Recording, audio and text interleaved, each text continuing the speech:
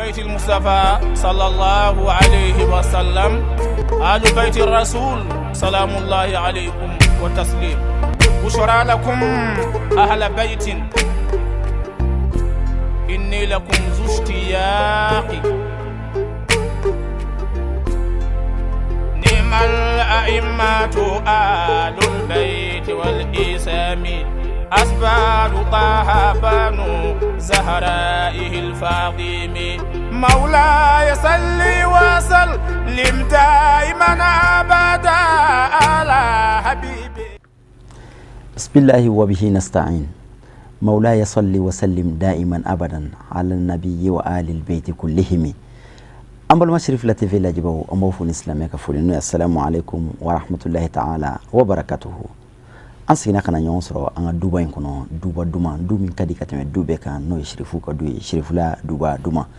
أني أنكرمه أبو جعفر محمد جباتي.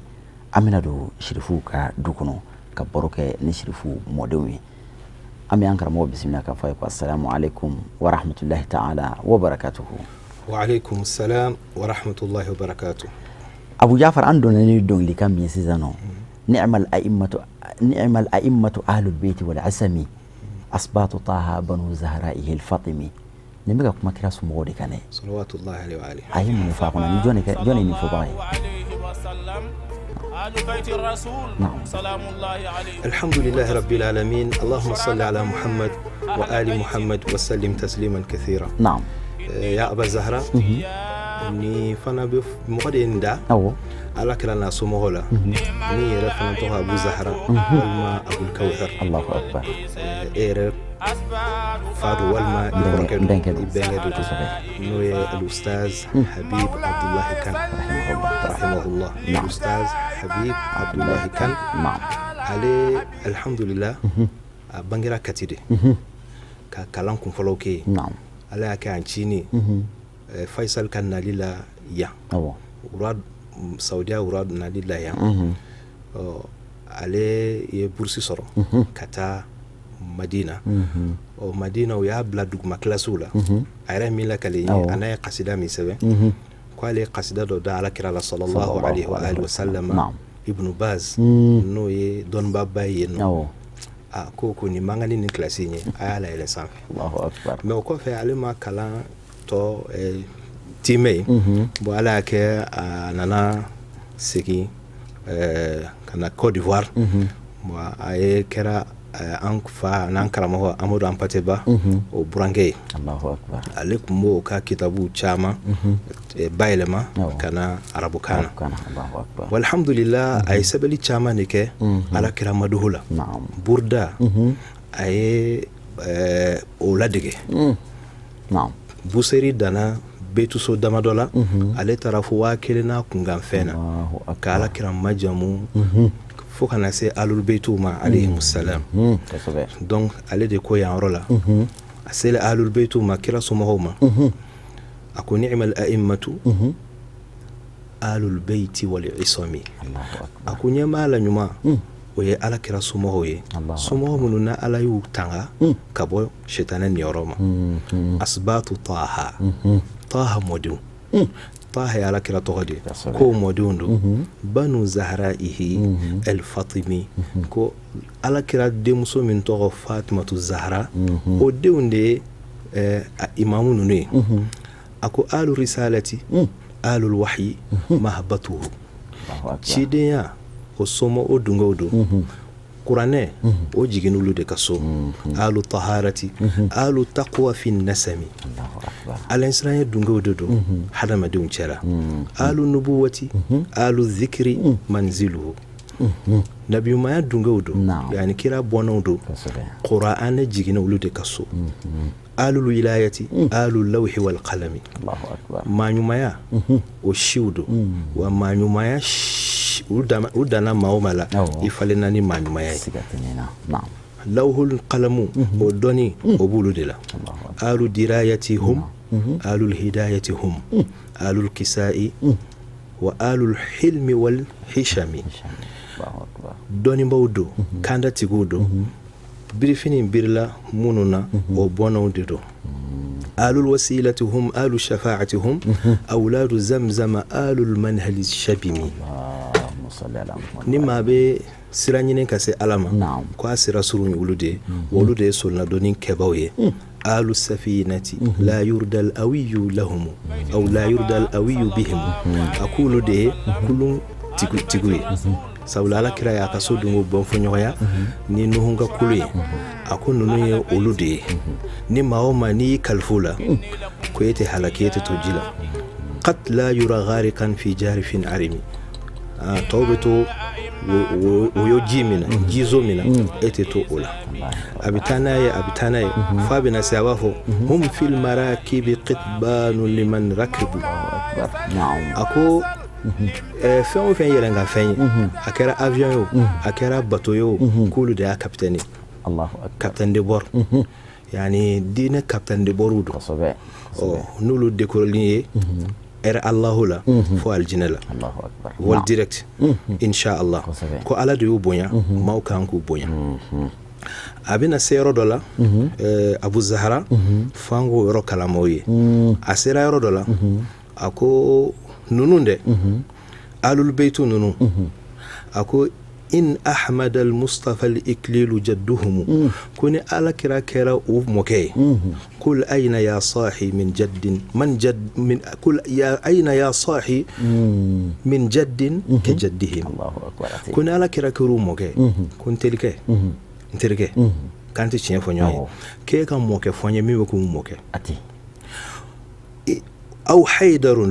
حيدر المصطفى أو حيدر المرتضى القنديل أبهم كل أين يخل من أب كأبهم. كوني سيدنا علي فنكر وفاي كوافوني فاج ممكم وفا. الله أكبر. ni Zahra kera ubay afonye bad mebe komi uba akoka kumala suraye dron irsul ilahi lahum فهم صنائعه والناس صنعهم سبحان ذي القسم. الله أكبر. يا عليك كما دورتا نهج البلاغه اكو علي آل البيت دا يعني علي آل البيت دا كسرها مغوتو دا وكسو كو على كلالي دود سانيا بي علي اتتونيوليكه نعم نو ماجي ibiseki ka démission randi ka fite islam ala ko sabla alu betu blalinye ate foi chinwe niaka donc li sodoy bok ma do fanala Iraq minale Saddam fe ay kitabu yere sebe am se ko fo di wandoy ko risalatul istinkar ka Iraq fo ni mabe o labina alu betu abu umajam ko sebe fa bina sayro la wafo wa kadhal madhahib والطرائق كلها ملل عليها بعد نثر غباري أكو غونغو وما دستاسرا منا كودي آل البيت كسري. الله أكبر. نعم. أكو إلا الذي هو مذهب ابن محمد الصادق الموثوق في الآثار كو على كرام ودي جعفر الصادق كسرا كو نهو غونغو مدالا وأسنسنين دي كسي جوما إن فو إمام باقر وفو تشومي عليه السلام نعم أقول لك بكرة حرام دونا ها نعم كوب باجي توي ولود باجي وبكلا غتا جبر ورمي يعني دوني باجي ولود ما هو ولود تنشوي دي كتا يروره على كان بصابون دونك عندون اني دونك لي أفوبها ودي حبيب عبد الله كان على كحناله الإسلامي شو بلا جلنا يا ربي على بلا أبو جعفر أمي الله تعالى دي على كنبلا حبيب عبد الله كان كميزانا يبارك كرا سمون تنورولا تنولامولا نمام يوتنو إتني مثالا afin na fana taso ala bi maro di ama mambe kaka jelibaye katano kila dabul khuzai o fana may min doneno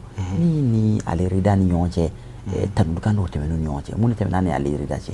alhamdulillah allahumma salli ala muhammad wa alihi wa sallim abu zahra ala kan be sabo amin amin ala kira min fo hasan bin sabiti radiyallahu anhu na'am ka fo ruhul qudus de be kuma nenga ma ni ku alu betu majam yani ni ngani ya jeleno alkomo uluira de butano le kanjigi kono ikase kafo ruhul qudus be kuma inenga ni betu so kelen fula o e boya bay o aljina sorlay donc di ibalul khuzai ale kun shairu bay aka diwanu be mais i b'a dɔn ni maa n'a dɔnna ko alubeitu la pasabado alubeitu ka tanulukanw de ka ca ka kuma la kuma dɔ la u b'a datugu u t'a fɛ a ka dɔn Di'bal al-Khuzai sha'irun mufliq sha'iru do aka shiru قوي جدا وكشيرو من الراوكان يرى جرجرة يبقى أسنسني على كسبة نعم سير عالم النبلاء للإمام الذهبي كما إمام رضا كان شو يرمينا أنا نسير دولا أكو إن ديعبال الخزاعي كديعبال الخزاعي كواي دون لسودو دا إمام رضا لدوندو نعم أجار إمام رضاي فوصله ب600 دينار أي دينار واكم ورو باكم ورو أيو دي داما donc dinar kele obe ben gram nanima abiko mi 12 millions yonko million tan fla sira modin yodi atanubama Allahu akbar wajubatu khuzin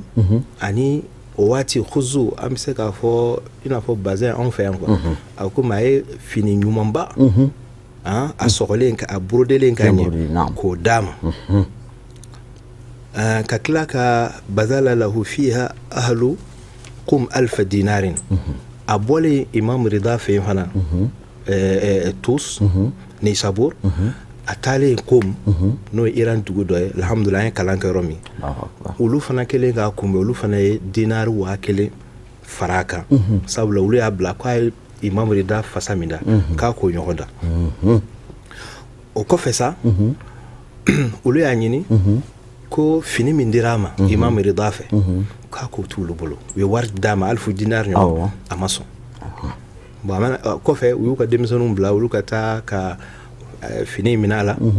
o ko fa segina kana ko fini ngona to dima barka nyini kama i banwar mina ambo segima mame ngurunin tiga finina ko dima lil baraka ina fo zahabiya fo choko kuma na manyuma aka fini baraka bala donc Di'bal Khuzai ala ka tara no min fanaye amuso nya dimina furama sorala ayo fini de shujila ko kega amuso nya tsalo muso nya elela donc o bayra ka fo ala kira modiu alayhi salam barka mogodo barka bula fana o Di'bal Khuzai ay donc li sododa ahlul baytul alayhi salam asomale male ade ay ka foko itali ko akira jogodi ko an ku donc li dalawi an ngarawi ami son ko chamama ko ngumbe bolola koy ko ngala kiraye nsolnado ala yoro ni donc li soflay baytu sofla den ko yo jumay o baka diwan kono o de abi ahlul baytu ka tarafo mina ya aba zahra أقول لا أضحك الله سن الدهر ما ضحكت وآل أحمد مظلومون قد قهروا مشردون نفوا عن أقر دارهم كأنهم قد جنوا ما ليس يغتفر ننكرو abe do mala akwala kana jien yele fiu ni jien ko abe yele kuma ko ala kana yele jien yele ni ala kanu dakeneka wa alu ahmada kasura ala kira modeu mazlumuna utonyolendo jien fam befe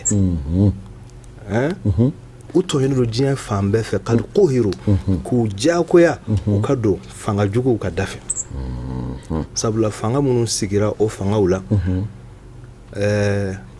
mulkun bila huda hukmun bila shura turathun bila qurba hudat بغير هداتي كم ديبال بافوتشوكا يعني مودنا منو منصور على كرا لا كتموكا ويه تونيولي فناكي نعم اكو على كرا مودينو مشردون وچرنادو يشرفوا يانو مودو سي dogo li anfaqa bagaw ulu kana seka anfaqa odu seyam musharraduna ku charna nufu an ukuri darihim ku ge kabo ufasula ka annahum kad janaw ina fu ye kujugu bado deke uye ma fa ko deke dina kono ma laysa yutafaru ma ti ya famima ako ni dongli so ni koso kira ya le bolo mine ka sol na doni kay Allah subhanahu wa ta'ala nyago o fasami yere dara imam ridala dibal khuzaife salamullahi ala al imam rida alayhi salam ode kuma mina ni ay jamai ka imam rida alayhi salam na'am ay dongli so damne o dongli so mina na ba fo مدارس آيات خلت عن تلاوة ومنزل وحي مكفر الأرصات يعني كافو كرا هدو أو كوني كلام بلوندي كو لانغولي راكابو ما تيمبلي أكرا تومبوي سبلو جانا وفخرا ما من الديبالو أو دونغ لسو إنداك نفانا نسيرو دولا أرى فيئهم في غيرهم منقسما وأيديهم من فيئهم صفرات ako ale ay ala kira modun olu ni tono min kaka o boshurula adaragira ka bu bolo ala ni yoro min duma o ni yoro daragira ka bu bolo bolo langolo no ka bola asiro oro maminge baka abul hasan rida alayhi salam imam rida kashira ako yi tiafo atarani dongle katan dongle ako idha wutiru maddu ila watirihim akufan anil awtar munqabidati ako uyu ufa nga umake tajuru sarabawiye yani uyu yere bolo mine ka bo ujugu ulu ka ko jugu segili ni jugu main ayo fo mina imam rida alayhi salam aturaba bolo yelema aba bolo yelema ana nasiro were aqul lakad khiftu fi dunya wa ayyam sa'iha wa inni la arju al-amn ba'da wafati ako ale jorole no jena nga ale jigibaka ale kira somo kan numinke kiyama jodo ale be hakila sigi soro imam rida ko am alayhi salatu do kay ako amanaka allah alaki hakli sigi to jabe wuli do Allahu akbar na'am ay Hussein ka faali chogo fo aya Fatimu anana sorola ne ekuyen Hussein ndale ni kerala imam rida kashira ko sebe salamullahi alayhi anana se abika alul baytu ulu qabru yarofo aku wa qabrun bi baghdad li nafsin zakiyatin tadammanaha ar-rahman fi al-ghurfat aku qabru bi baghdad no Musa al-Kazim qabri ayo fominge imam rida alayhi salam ako medong li sofla faraka o nere nebna laba yoromi ibo faraka ako wa qabrun bi tu sayalaha min musibatin توقد في الأحشاء بالحرقات أو بالحرقات إلى الحشر حتى يبعث الله قائما يفرج عن الهم والكربات دي بالقامة كيكو كبرو دوبنا كتوس كتورو بنا تغو آل البيت لفو مهدي كبو مين بنا أولاتلا أكو كبرو جمعنا بنا كتوس نوي إيران دوغو دوي أو جونتاي imam rida kama ako obina kene de kaburi ni ma min taraboni mesol na doninke otigila mai donc imam rida ay dibal jansa ni donc li soyinde la baka di wanna aka jan ko sebe a chekan sigira tawla amina donc linkala kama bla min kan kadi akala lila ana akrofo Allah subhanahu wa ta'ala ka jiyi okmana imam rida alayhi salam nene kera ani dibal kako chogoy ala ka fam yakul mandam amin ya rabbal alamin شيخنا معروف الكرخي نعم عرفنا هو اللي كان راي من دونينو صوفي في قصبه لكن عرفنا كلا كمنا كلا سموكا الحمد لله ابو زهره نعم معروف الكرخي سكتا لك فو عليه ولو كان ردي اكمنا على كلا سموكا سلام الله عليهم أكمنو كان سيغا فويتال معروف الكرخي دوري نانا مولوك مبارك جيكا نعم ناي جام سيغا فو سومونو ام سيغا فو بوسو نعم كو يا ابن رسول الله على كرامودي كو امي واتي منا كو كولوم بيمبي كاتشاد امنا اكي على ديلاي انا كولوم هنا سيغا بي نعم امام رضا عليه السلام حكومه akoni ji wulila yani ni koji ni ayelena sanf ko aka fay ko ambima ni ma'ruful karhi kungolo yani ma'ruf karhi kungolo horoma koso ikana sam Allahu akbar. donc taru ka dugutala ka segi femu soro we tonamu soro we chama ni ma'ruful karhi ma'ruf karhi nana ka wudi aka sheikhuma no ye imam rida alayhi salam imam rida ko ni borami ako ede horomado ako horomado chogodi imam rida ba don ako ne samu gange ngolo be da ega bunankula ega idonda o bunankula ako samu wa ngolo mi be da ega bunankula ne adon ka foko Allah subhanahu wa ta'ala ate oke kungolo langule donc ambo fo maoma ni bi ka shirufu khidma ko fo ansar jamawi munum be shinyana ke ka shiru Usman madan haidara koloshi wala ma ube buye koloshi wala ma ube shwala baya kunun koloshi wala ma shirufu na bi dugu kolo ka banamba segu tombuktu maoma ni bi ka shirufu khidma ala koso to yinin tayre irate dala ka fo o khidmai koso be no soro ne de ninke ekira modun koso ekira koso ala ninke Allahu akbar siga fuitala iba jore wallahi naam okma Sheikh Usman ante boni kuma kono fiu fo halibi imam rida klela shu'ara chaman kumbe naam dok mbe doko Abu Nawas sha'iru badu doko ko Hassan Bunhani de ku kwa ma ko dong li dala bay ko anya ye be fasada fo imam rida ye karsa fasada ye karsa majamu وربلا أكو قيل لي أنت أوحد الناس في كل كلام من المقيال بديهي لك في جوهر الكلام بديع يثمر الدر في يدي مشتنيه فعلى ما تركت مدح ابن موسى بالخصال التي تجمعنا فيه فقلت لا أهتدي لمدح إمام كان جبريل خادما لأبيه وكما كومني ابتي على كرام ودي مجم أكو نبي سكاني مجم شغدي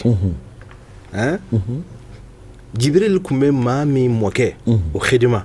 Jibril kume mi moke ka baraka de ne bi se ko majam chogodi ne ka majam beta fude la Allahu akbar donc imam Zahabi ako ku arabu ba la kale ka fo ko dongli mi ni waso ba kono ka teme dongli beka ko ni dongli so indi Allahu akbar waso dani yo waso lambula waso dande ni odela Abu Zahra ambe dongli so were fo inshallah wati koso min ba yira ka fo ahlul beitu ulu majamuni ode waso dai o dongli so nyi jumai do de fana imam rida a majamu ni majamu kanye ako o dongli so konnala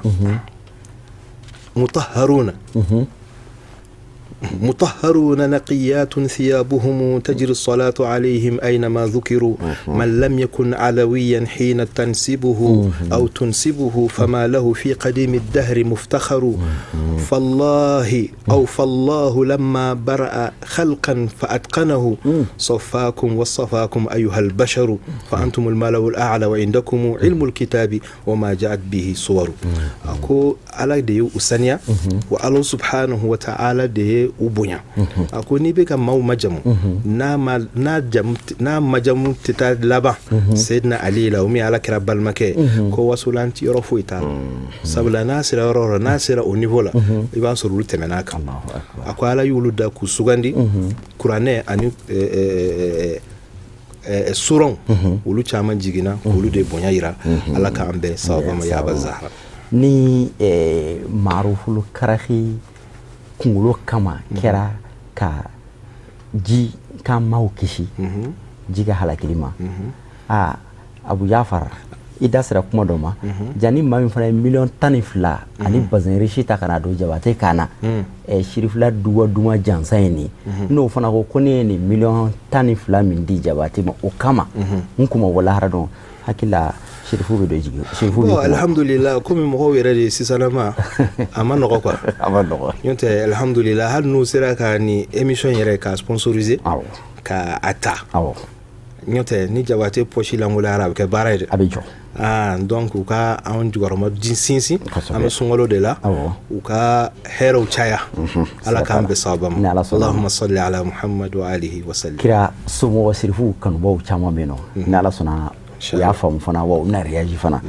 dakunya laban abu jafar amma ni wati khadija ka fatu wati dakunya tilma wati chuya kama an kuma ku alhamdulillah amma donc ka fo khadija le fatura sungolo klitan de fe على كردونكو لولا أموال خديجة وسيف علي وصبر محمد لما قام هذا الدين نعم كوني خديجة كوري أني علي كبامرو أني محمد يركا سبالي كنت كودينه انت تارو دينه انت تاروشي نعم دون أمبا خديجة عليك سومايل مالي أني وصرا أنكر مولا جرنا منصور بارو رضي الله عنه ني أنفرسير سيرك موكما أبي مو حكلي جي أمبا خديجة مينك على كراي وأبي خديجة تقول جا